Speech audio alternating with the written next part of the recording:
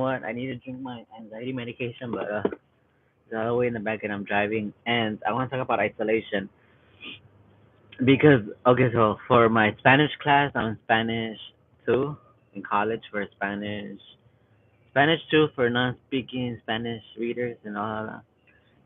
I don't know if I mentioned this, but I'm taking Spanish 2. Well, I took Spanish 1 and I'm taking Spanish 2. For Spanish 2, they want us to write about like um, culture. They want us to write about like anything related to Spanish culture, right? Like Latin America or like even USA. Related to tradition, relating to like culture of all that, the Latin, the Hispanic culture. So I was thinking that I was just thinking I was reading some articles about isolation, and I saw a video recently. Like I don't know how I saw it, but I saw it that about coffee. Oh, 'cause I was searching up coffee and all that stuff. So I realized that where we're from, like the town we're from, it's the poorest in the country. It's the most poorest, the most isolated. Well, it's not really isolated. I don't know. To me, it's not like to me. I don't feel like it's isolated, but it is. Like it's like kind of like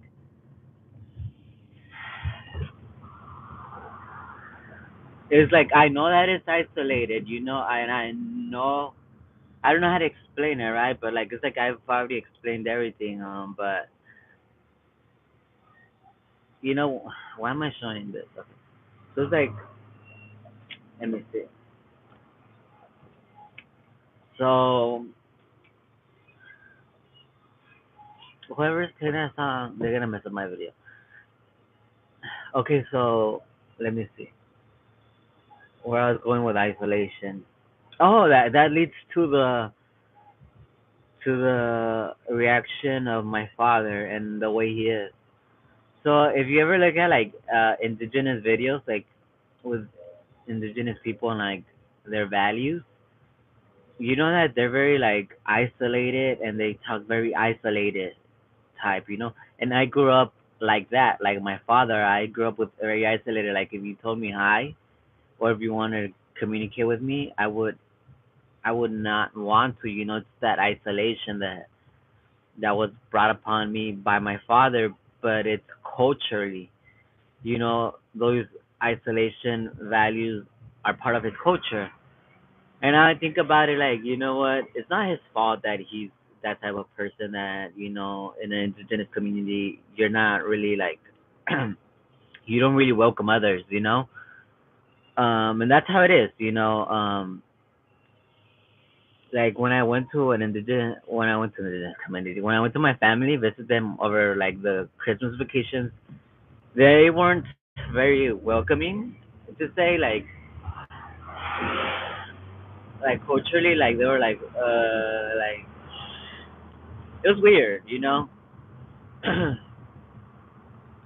But I mean, even my little cousin grows up like that, very isolated. That with that attitude, it's like I tell him, "Oh, let's go to the river," and my cousin was like, "Yes, I don't feel like it." And I was like, "Okay, like I'm your guest, and like at least just I don't know, like to me it was like that's rude and stuff, but like again, culturally this and that. It's just a lot of things that contribute to it. So that's what I just wanted to say, like, um, I don't know, like when you get involved into indigenous community, you'll notice the isolation. You could tell that they're very, of course, they're welcoming. The like my family is welcoming. Like if anybody here wants to go, they'll be happy to show you everything, talk about their life and everything. Not to say that what they're saying is ignorant or not. That's I'm not responsible for that because they grew up without an education. So they interpret it the things they want the way they can, the way they were brought up, not by a school system, but culturally. So culturally, they were educated by culture, not by an education system like myself, or like America, like culturally, like we're educated by technology, right? I don't have to go to school to learn certain stuff, or I don't have to go to school to, but to challenge myself, I go to school, right? Because I could be like, there's so much stuff out there. I don't even know where I'm going to driving. I'm going to the library, but I'm like, where the fuck am I going? Anyways, um, to challenge myself, I need to go to school. Like, let's say I want to learn something. Like, it's like, okay, there's so much you could learn, but what exactly do you want to learn? What exactly do you want to write about? What exactly do you want to talk about? And how exactly do you want to talk about it? So for my essay, I'm supposed to write an essay like on how an indigenous person lives day by day.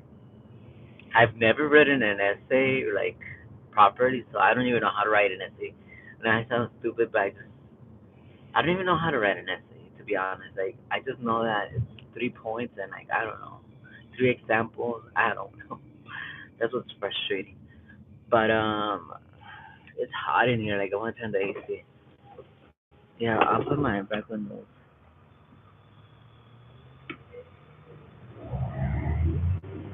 But so let me see. Well, I think I pretty much talked about everything I wanted to talk about, right? Um, yeah, I think I talked about everything. I think that's it. I hope everyone understands now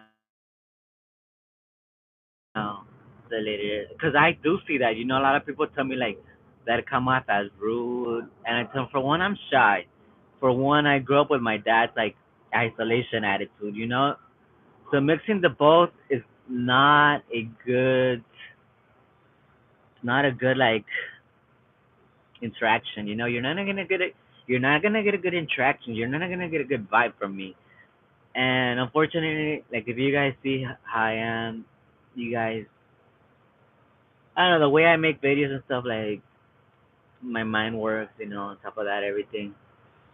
But that's what I want to talk to my family about, like why my dad is the way he is. But I just haven't had time, like I gotta tell him like now I know why my dad is the way he is. Besides the whole what he's been through, right? But I love how my family, even though they're like very like that how they are, it's the culture, It's not the city, but it's still them, and I respect them. We have to respect each other's opinions, even though we disagree or agree with them.